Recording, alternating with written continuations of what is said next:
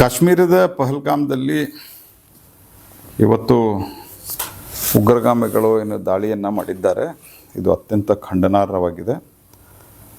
ಭಾಳಷ್ಟು ಜನ ಪ್ರವಾಸಿಗರು ಇರುವಂಥ ಜಾಗವನ್ನು ಹುಡುಕಿ ಈ ರೀತಿಯಾದಂಥ ಒಂದು ಹೇಡಿತನದ ಕೃತ್ಯವನ್ನು ಅವರು ಮಾಡಿದ್ದಾರೆ.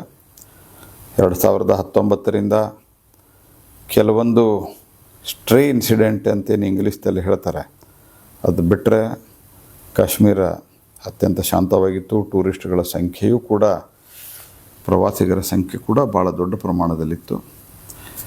ಅಲ್ಲಿನ ಆರ್ಥಿಕ ಸ್ಥಿತಿ ಕೂಡ ಭಾಳ ಚೆನ್ನಾಗಿ ಇಂಪ್ರೂವ್ಮೆಂಟ್ ಆಗ್ತಾಯಿತ್ತು. ಇದೆಲ್ಲವನ್ನು ಇದಕ್ಕೆ ಅಡೆತಡೆ ಮಾಡಬೇಕು, ಈ ಯಶಸ್ವಿಗೆ ಹಿನ್ನಡೆ ಆಗಬೇಕು, ಯಶಸ್ಸಿಗೆ ಹಿನ್ನಡೆ ಆಗಬೇಕು ಅನ್ನೋ ಕಾರಣಕ್ಕಾಗಿ ಈ ಕೃತ್ಯವನ್ನು ನಡೆಸಿದ್ದಾರೆ. ಇದನ್ನು ನಾನು ತೀವ್ರವಾಗಿ ಖಂಡಿಸ್ತೇನೆ.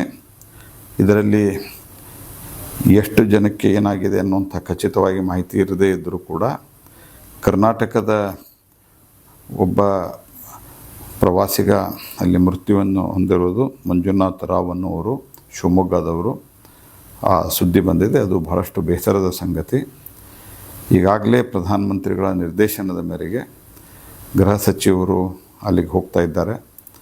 ಪರಿಸ್ಥಿತಿಯನ್ನು ಅವಲೋಕಿಸಿ ಸೂಕ್ತವಾದಂತಹ ಕ್ರಮವನ್ನು ಅವರು ಮುಂದಿನ ಕ್ರಮವನ್ನು ಕೈಗೊಳ್ಳಲಿದ್ದಾರೆ ಮತ್ತು ಅದಕ್ಕೆ ಸ್ವತಃ ಪರಿಶೀಲನೆ ಮಾಡಿ ಪರಿಸ್ಥಿತಿಯನ್ನು ಗಮನಿಸಿ ಎಲ್ಲವ ನಿರ್ಣಯವನ್ನು ತೆಗೆದುಕೊಳ್ಳಲಿಕ್ಕೆ ಸನ್ಮಾನ್ಯ ಗೃಹ ಮಂತ್ರಿಗಳಾದಂಥ ಅಮಿತ್ ಶಾ ಅವರು ಅಲ್ಲಿಗೆ ಹೋಗಿದ್ದಾರೆ.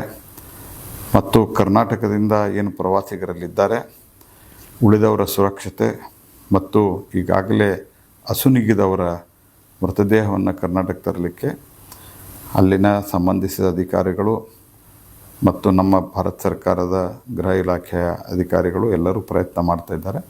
ಸಂಬಂಧಿಸಿದ ಅಧಿಕಾರಿಗಳ ಜೊತೆಗೆ ನಾನು ಸಂಪರ್ಕದಲ್ಲಿ ಇದ್ದೇನೆ ಮತ್ತು ಮೃತರ ಆತ್ಮಕ್ಕೆ ಶಾಂತಿ ಕೋರ್ತೇನೆ. ಈಗಾಗಲೇ ಸನ್ಮಾನ್ಯ ಗೃಹ ಮಂತ್ರಿಗಳು, ಪ್ರಧಾನಮಂತ್ರಿಗಳು ಟ್ವೀಟ್ ಮಾಡಿದಂತೆ ಯಾವುದೇ ಕಾರಣಕ್ಕೆ ಈ ರೀತಿ ಯಾರು ಕೃತ್ಯವನ್ನು ಮಾಡ್ತಾರೋ ಅವರಿಗೆ ಸೂಕ್ತವಾದಂಥ ಒಂದು ಶಿಕ್ಷೆಯನ್ನು ಕೊಡುವಂಥ ಕೆಲಸವನ್ನು ನಮ್ಮ ಸರ್ಕಾರ ಪ್ರಧಾನಮಂತ್ರಿಗಳ ನೇತೃತ್ವದಲ್ಲಿ ಮಾಡ್ತದೆ.